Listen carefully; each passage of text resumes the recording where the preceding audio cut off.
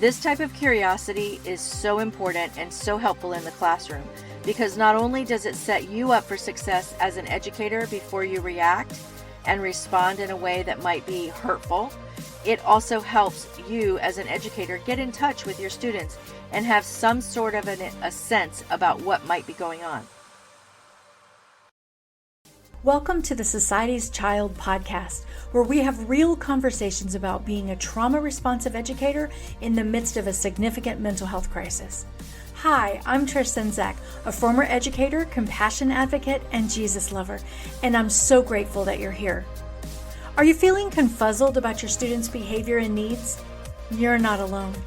If trauma-informed strategies leave you wondering, what's next? Don't worry.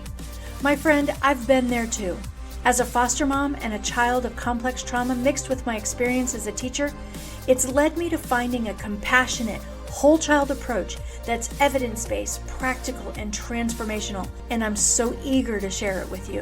Whether you want to connect with your students on a deeper level, create a trauma-sensitive environment, or you just need a little bit of encouragement or support, you're in the right place. So grab a drink, a pen, or your earbuds, and let's work together to create a safe and student-attuned trauma-responsive school culture. Society's children need you, so let's get started.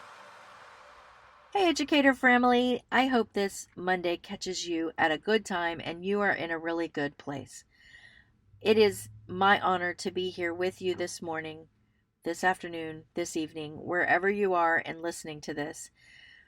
I am sitting in my car recording today, and that's one thing I love about podcasting, but I happen to be in a parking lot where there's a lot of cars going by, so I hope the background noise is not too much for you and you can pay attention to what's going on today, because my hope is that God is blessing you in whatever you're doing. So today I want to talk to you again about curiosity, but from a different, more challenging perspective. Student behavior and being curious about our students. What's going on for the student? And what do I mean by that? We need to look at their behavior and wonder what's behind it. That's the curiosity that I want to encourage you to walk away with today. All behavior is a sign of something else.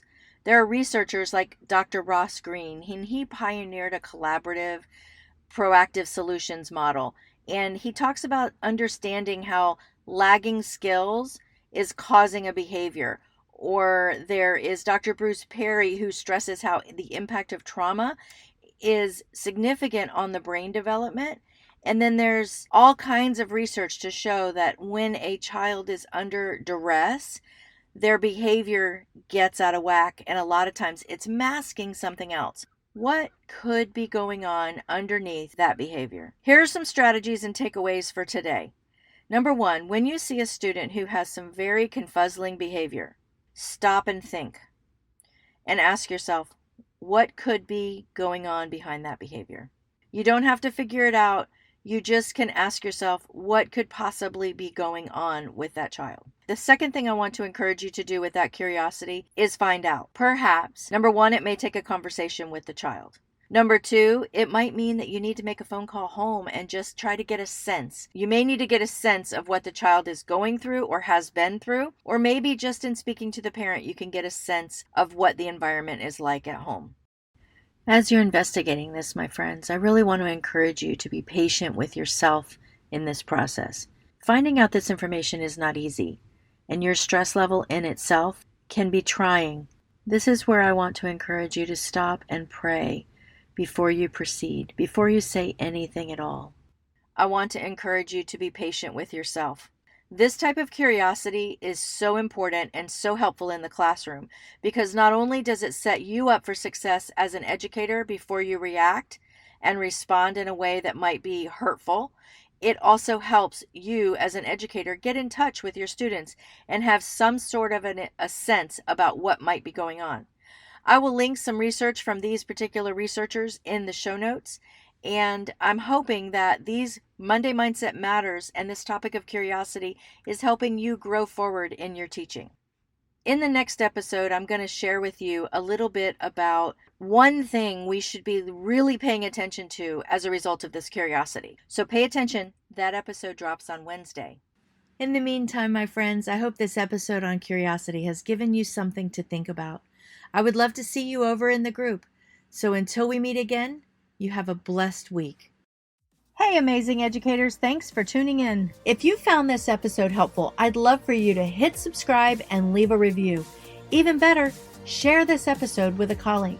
And hey, I'd love to connect with you on social media.